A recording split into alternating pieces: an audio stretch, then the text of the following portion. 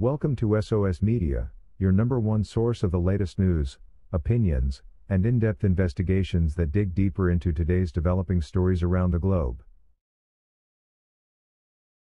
I can confidently tell you that if you stole a look at Jennifer Bonjean's summary notes today as we head for the appeal hearings, you would keep wondering about what the government was thinking of during the R. Kelly New York trial. It was completely an absolute mess. I fortunately stole a look onto her rough notes, and I will share with you what caught my eye and now makes me believe that the appeal process is just going to be a formality, because surely by the look of things, R. Kelly has already started his long-awaited walk to freedom. Let me kindly tell you this, according to government, R. Kelly was the leader of a criminal enterprise, but surprisingly the only person named in the indictment was R. Kelly himself. The government couldn't even distinguish between R. Kelly and the alleged enterprise. The government thus lacks evidence to indict any other member of an alleged enterprise, and we now wonder whether the alleged RICO enterprise ever existed. It was all strongly stated from the beginning that the RICO prosecution against R. Kelly involved suspects. It has today turned out that these suspects are nowhere. Ultimately, the government was unable to prove that R. Kelly was different from his alleged enterprise and therefore was clearly violating his rights. The government in the trial attempted to depict R. Kelly as both the leader of a criminal clique and the only person directing its operations. It's like saying that one person can be a fighter in an army at the same time. It's also like saying that people can get in touch with themselves. This completely does not make sense at all.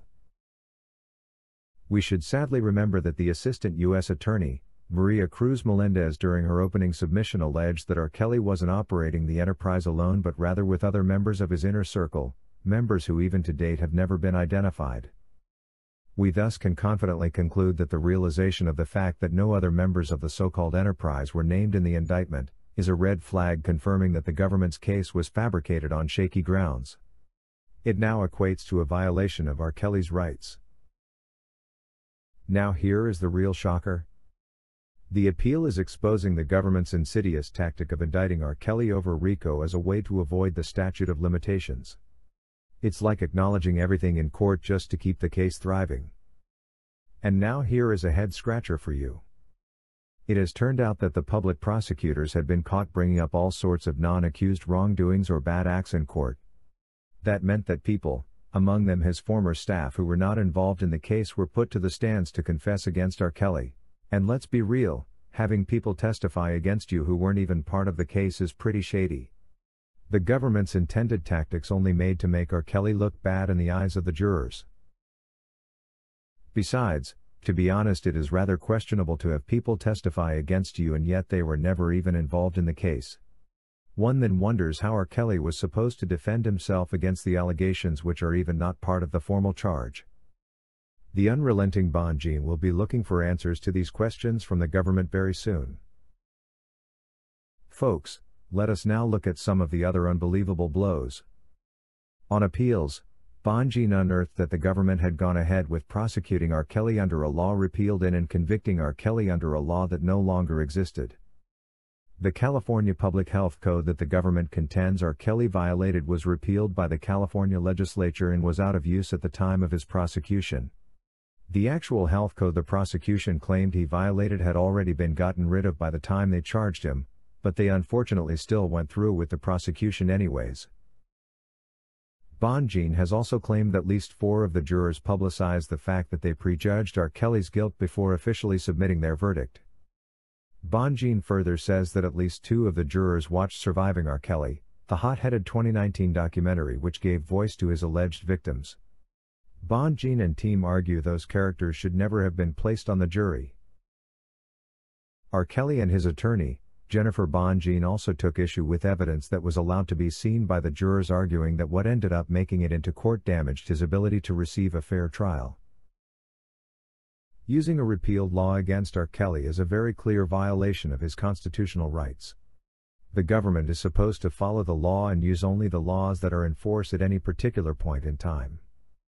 The challenge remains of whether we should accept that the government charged R. Kelly with a law that was non-existent and then keep quiet. I don't think so, and neither does Bonjean. We obviously will be looking for answers to the shaky RICO charges and the invalid health code charge. The government looks like it has all along been struggling to have everything fit into their interests. Unfortunate for them, Bonjean already knows that too. R. Kelly was not given any breathing space because government had predetermined to have him in jail at any cost. The use of a repealed law against R. Kelly demonstrates that the government was willing to use any means necessary to secure a verdict. Don't you think this is a clear manifestation of abuse of power by the government? And yet still, R. Kelly is distinctly the only person in the United States history to be charged with violating these public health laws without actually infecting the alleged accusers with an infectious disease.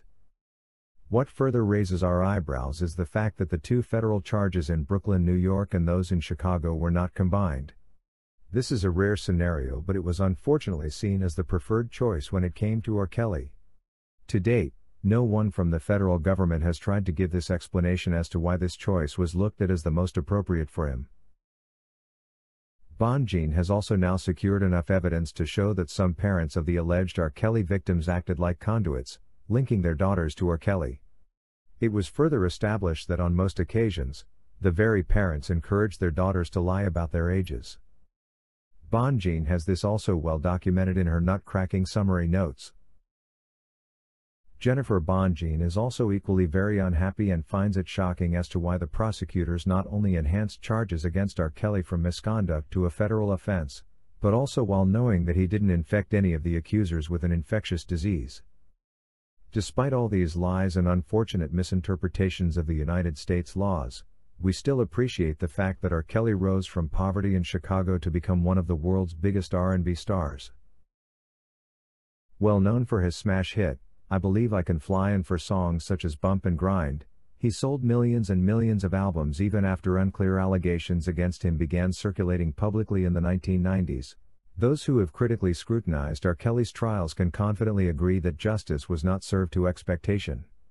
I am very optimistic that these issues will be reviewed in detail during the hearing of his appeal processes.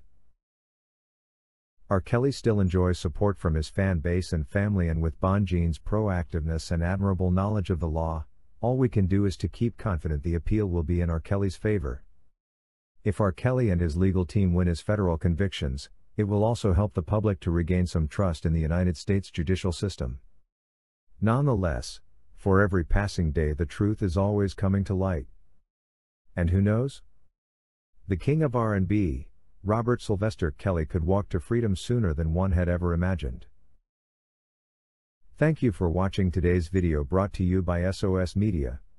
If you haven't subscribed to our channel yet, please subscribe, and hit the bell icon so you never miss any of our videos. Also remember to leave your comment about today's topic in the comment section below.